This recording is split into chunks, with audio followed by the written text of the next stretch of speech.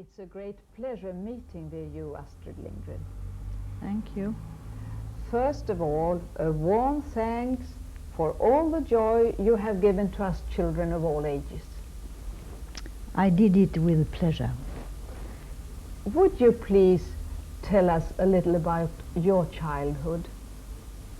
Well, I was a farmer's daughter down in a province south of Sweden, and I had father and mother and 4 children. We were 4 children, and we had a wonderful childhood there. We played and played and played every day very much, and we were very happy, and I think we had, all of us had a lot of imagination, which we used really very often. Did you also work? Yes, we had to work.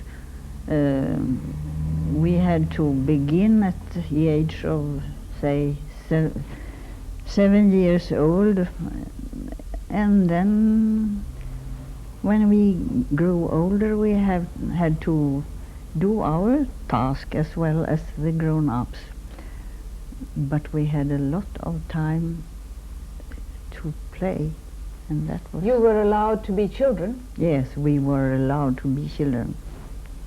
I think that many children would like to hear what was your best subject at school. It was writing, Swedish writing. What is it called when you write, what do you call it? A paper, not a paper, an uppsats. What is that called? Oh, can't find the... No. No, some sort of script? Yeah, some sort of script. I had to tell stories. So you began very early to tell stories? Yes, I did, because you had free subject to write about what you wanted very often. And I did so with a good result, I think. Why is it that you can so completely remember how a child thinks and reacts? I don't know. I am so childish. I suppose I have a bit of a child inside me. So, and I remember those things very well, very clearly. I can remember how it was to be a child, and how the child feels and how it reacts, and so on. You are really skilled in creating curiosity and tension. Could you tell us about a time when you were really afraid when you were a child? I was never afraid. You were strong, like Pippi Longstrump already. Well, I was not very like Pippi Longstocking, but I can't really remember that I was afraid, because we were very secure. Is that the word? Yes. Yes. So I suppose that helped, that we were not afraid. You said somewhere that just because of the weather that you became an author. Please tell us. Because of the weather, yes. I went out one evening in March 1944, and it was very slippery, and I fell and I sprained my ankle, and I had to stay in bed for a while, and I had nothing to do but to write, and I wrote down the stories of Pippi Longstocking, which Pippi had been in our house for 3 years then. My daughter invented the name just on the spot one evening when she asked me, tell me something, what shall I tell? I said, and she said, berätta om Pippi Longstrump, tell me about Pippi Longstocking. And that was the way it all started, because you see, I had decided when I went to school never to be an author, never to try to write a book, because I was so sure that I couldn't do it. And how old were you when you started then? 37 years old. I think that's a good hope for many adult persons as well. Yes. Oh yes, they can start even later, and 37 years old. And why did you make Pippi so strong? That's a good question. I don't know how she had a crazy name, and so I invented a crazy girl to it, and that crazy girl, yeah, she turned out to be very strong. I don't know how that came. Have you ever heard that you were refused at a big förlag, what's that? Publishing firm. Publishing firm, yes. because they were afraid that Pippi were too... that children should react the same way as Pippi. Yes, and not behave good. No, not behave good, but there was one professor, he wrote that no normal child ever eats up a whole cake at the coffee party. And that was very true, but I thought that time, and I think so now too, that no normal child ever lifts a horse right up in the air, but if you can do that, then you can eat a whole cake, I think. You are quite true, you are quite true. Which of all your books is your favorite? Yeah, it's always the one I just write, but otherwise, if they ask me, I used to answer Emil I Lönneberga. With all his adventures?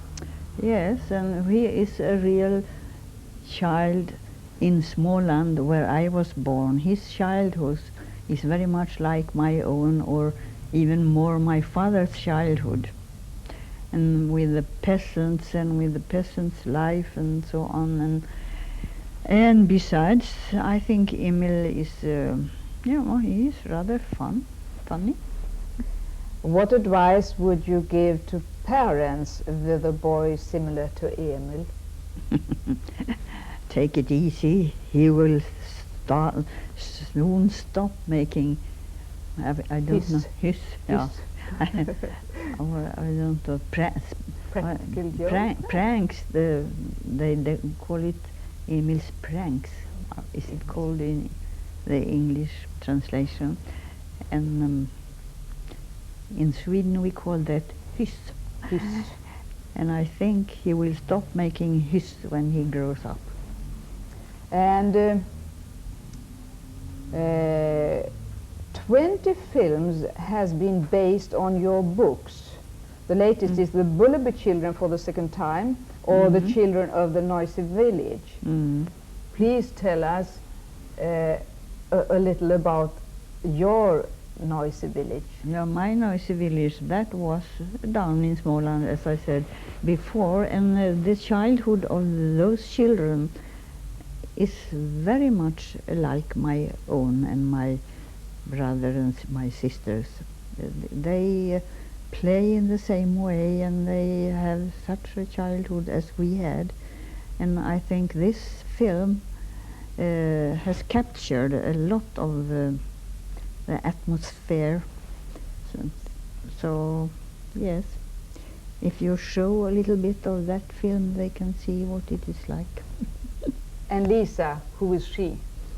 Well, I suppose she is meant to be me.